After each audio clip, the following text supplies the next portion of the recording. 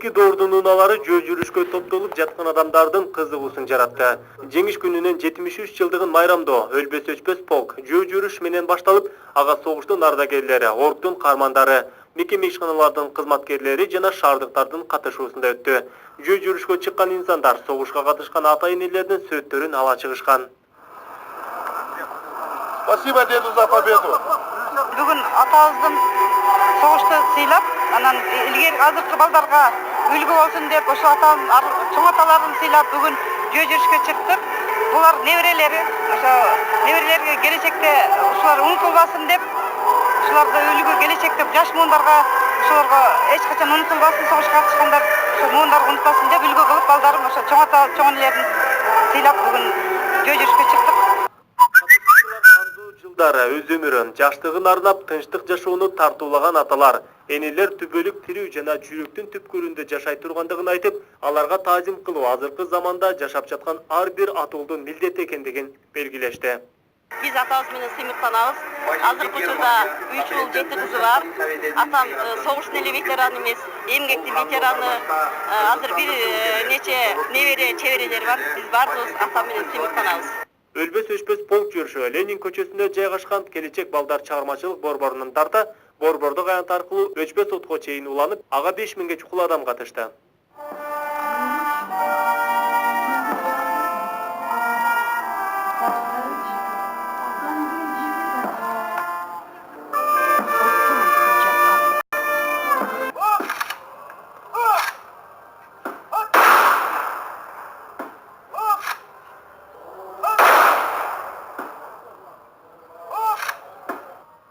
Бул күнү эски унаанын алдына олтуруп, элге кол булгалаган 96 жаштагы Камыт Сатыбалдиев көпчүлүктүн эсинде калды.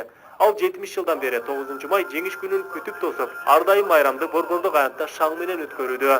Ал 18 жашында Түндүк Казакстанда кызмат өтөп, Таңазалуу Сталинградта согушкан. Ден соолук чың болсо, бул даталуу күндү мындан ары да аянтта өткөрүүнү самайт. Алла Таала ден соолук берсе, дагы келет. Азыр 96 жыл.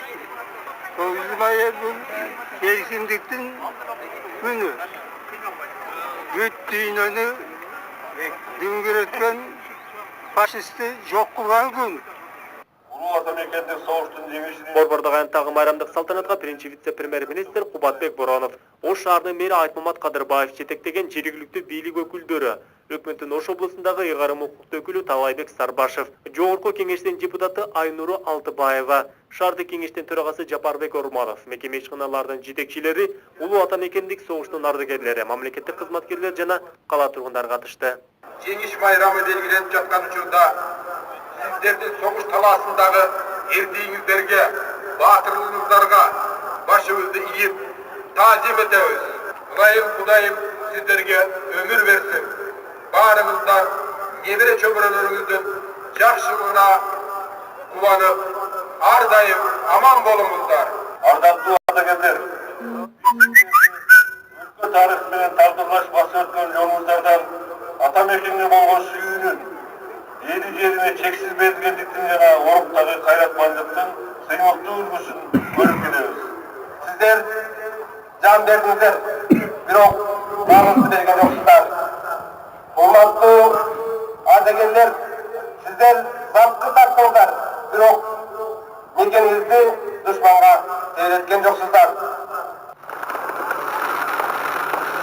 Майрамдык иш-чаранын жүрүшүндө согуш ардагерлерине сый-урмат көрсөтүлүп, шаардык маданият башкармалыгынын жетекчилигинде театрлаштырылган концерттик программа элге тартууланды.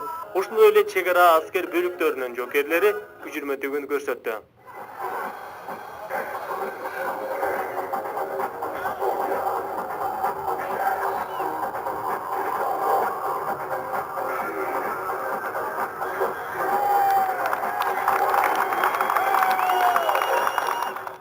Аларда Сүйүү Сейи багында аскердик талаа ашканасы аталган жокер ардагерлер үчүн согуштун ардагерлерине, орктун каармандарына аскердик ботко сый тамак уюштурулуп, бийлик өкүлдөрү ардагерлер менен баарлашты. Ар бир майрам өзү менен өзгөчө менен. Быйылкы жылдагы былтыркы жылга анда өзгөчө өткөрдүк деп ишенебиз. Анткени мына биздин борбордук аянтта өткөргөн программабыз былтыркы жылга салыштырмалуу башкача болгон.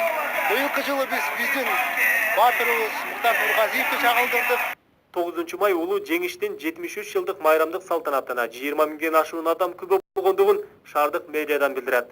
Маалымат үчүн айта кетсек, улуу ата мекендик согушка Ош шаарынан 14.621 адам чакырылган. Анын ичинен 3118 жоокер курман болуп, 401 жоокер дайынсыз жоголган. Бүгүнкү күндө Ош шаарында согуштан аман кайткан улуу ата мекендик согуштун 15 гана катышуучусу, 23